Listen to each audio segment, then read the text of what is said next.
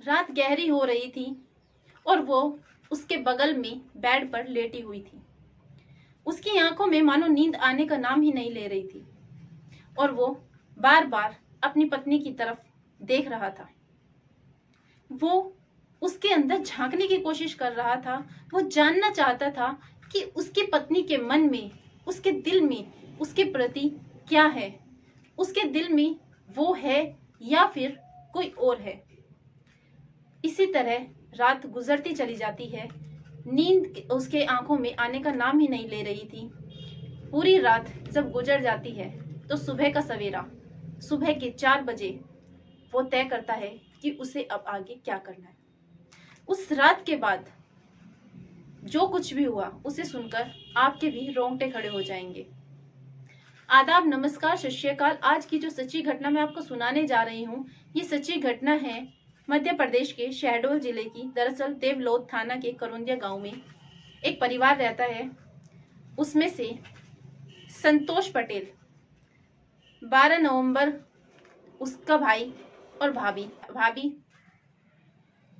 मेरी भाभी सरस्वती और मेरा भाई राम किशोर 12 तारीख की सुबह घर से जंगल के लिए निकले थे, लकड़ी काटने के लिए। लेकिन शाम ढलती चली गई, उनका कुछ भी पता नहीं चला। हमने कोई ऐसी जगह नहीं है जहां उनकी तलाश ना करी हो, लेकिन उनका कोई भी पता नहीं निकला। जब पुलिस ने संतोष की बात सुनी तो सरस्वती और राम किशोर की गुमशुदगी की रिपोर्ट दर्ज करी और अपनी आगे की जांच को शुरू किया। पुलिस के हाथ में कोई भी सबूत नहीं लग रहा था। 13 तारीख को रिपोर्ट दर्ज करी गई और 14 तारीख निकलती है, 15 निकलती है। 15 की शाम तक पुलिस के हाथ में कोई भी सबूत नहीं था। हर जगह पुलिस ने तलाशी कर ली थी, लेकिन ना तो सरस्वती मिल रही थी, ना राम किशोर। 15 तारीख की रात को संतोष पटेल का फोन आता है और पुलिस को बताया जाता है कि हथडंगरा के जंगल में उसकी भाभी के कपड़े मिले हैं, जिसमें उसकी भाभी का स्वेटर है और उसकी साड़ी। पुलिस जैसे ही संतोष की बात सुनती है, वो तुरंत ही मौके पर पहुंचती है। मौके पर पुलिस जब पहुंचती है तो देखती है कि वहां पर सरस्वती के कपड़े पड़े हुए हैं। पुलिस उस जगह को सील करती है, वहां पर सबका आना जाना बंद करती है और शक के दायरे में उस जगह को लेकर वहां की खुदाई शुरू करती है। खुदाई करने से वहां पर सरस्वती का सर कटा हुआ मिलता है। जब सरस्वती का सर कटा हुआ मिला तो पुलिस ने बाकी जगह की भी खुदाई करवाई। बाकी जगह की खुदाई करवाने पर पुलिस को बचा हुआ सरस्वती का हिस्सा, जो कि नीचे का धड़ था, वो पूरा का पूरा मिल जाता है। जब ये बात पूरे गांव में फैलती है तो पूरे गांव में हड़कंप सा मच जाता है। हर कोई डर जाता है कि एक बहू जो अपने पति के साथ में जंगल गई थी लकड़ी काटने के लिए, वो खुद ही कट चुकी है। पुलिस ने सरस्वती की लाश के टुकड़ों को पोस्टमार्टम के लिए भेज दिया और अपनी आगे की कार्रवाई शुरू करी। पुलिस के शक के घेरे में सरस्वती का पति राम किशोर आ रहा था। तब पुलिस ने राम किशोर के फोन को सर्विलांस पर लगाया, जिसमें कि उसकी लास्ट जो लोकेशन थी वो निवाड़ी जिले के करेली से निकली। जब पुलिस को पता चला कि राम किशोर निवाड़ी में है, तब पुलिस ने साइबर सेल की मदद से राम किशोर को निवाड़ी में धर दबोचा। उसे हिरासत में लेकर पुलिस थाने लाया गया। राम किशोर को पुलिस थाने लाकर जब पूछताछ करी गई तो वो आनाकानी करता है, वो बताने से मना करता है।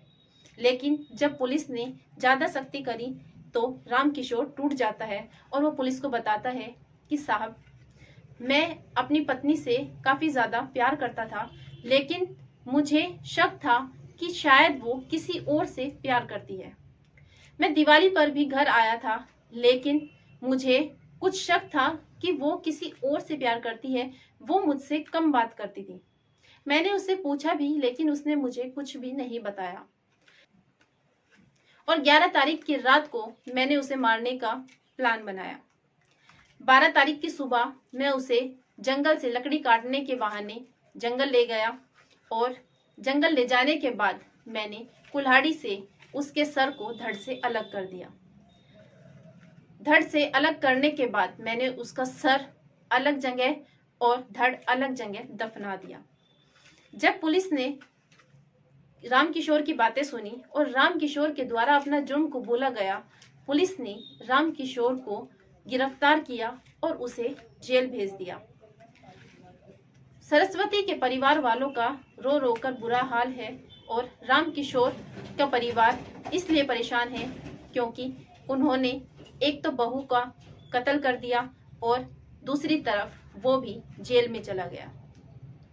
दोस्तों, कई बार शक का दायरा इतना ज्यादा बढ़ जाता है कि लोगों की सोचने और समझने की शक्ति शायद खत्म हो जाती है। जैसे कि इस कहानी में हुआ, रामकिशोर ने एक शक के दायरे को लेकर अपनी पत्नी का कत्ल कर दिया। उसने सारी बातों को जानने की कोशिश नहीं करी और अपने परिवार को बर्बाद कर दिया। दोस्तों, इस पूरे घटनाक्रम को सुनाने का उद्देश्य आपको परेशान करना नहीं है, बल्कि आपको जागरूक करना है। आप जहां भी रहे खुश रहें, सुरक्षित रहें। जय हिंद, जय भारत।